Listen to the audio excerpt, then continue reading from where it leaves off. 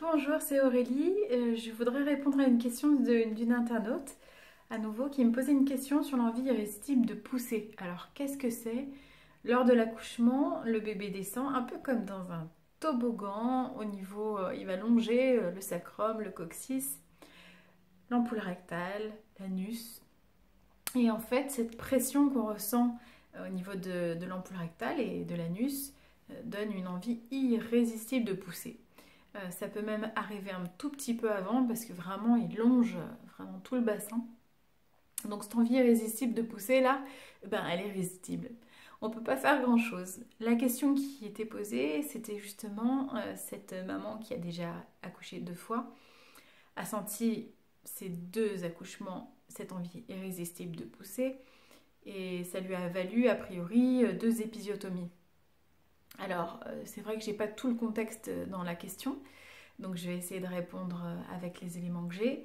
Et il y a de l'appréhension du coup pour cette 3e grossesse qui est en route, l'appréhension simplement qu'à nouveau il y ait une épisiotomie et qu'elle puisse pas gérer entre guillemets cette envie très très forte de pousser.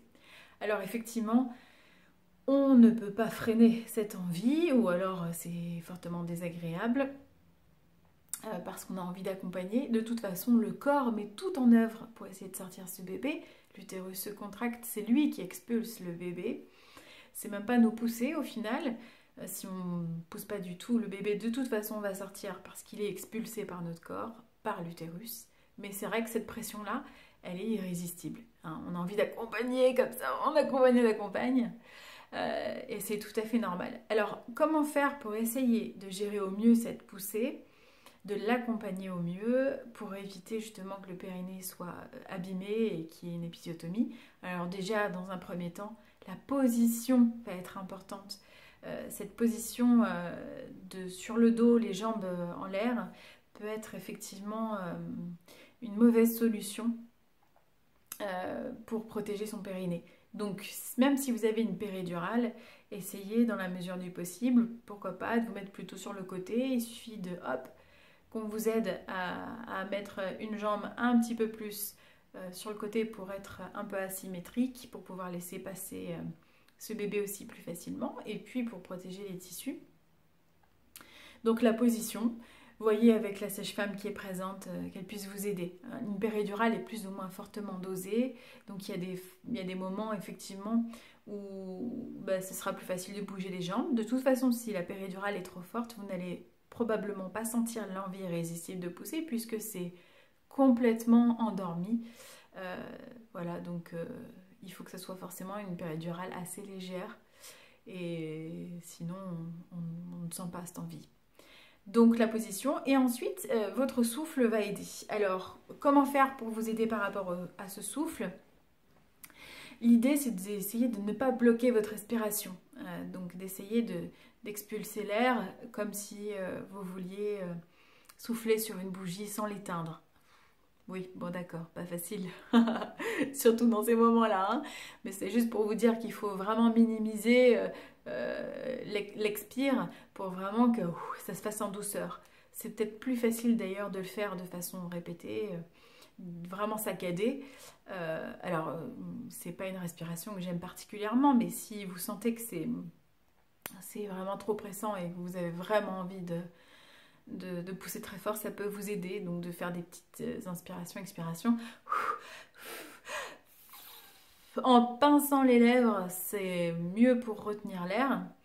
Et dès que c'est passé un peu, cette envie de pousser, donc la contraction est passée, a fortiori, essayez de prendre une respiration plus calme, plus profonde, voilà, pour accompagner. Vous n'avez pas besoin de pousser, mais effectivement, cette envie irrésistible est là. Accompagnez-la le plus possible en douceur avec cette respiration. Vous pouvez faire des sons aussi, ça aide.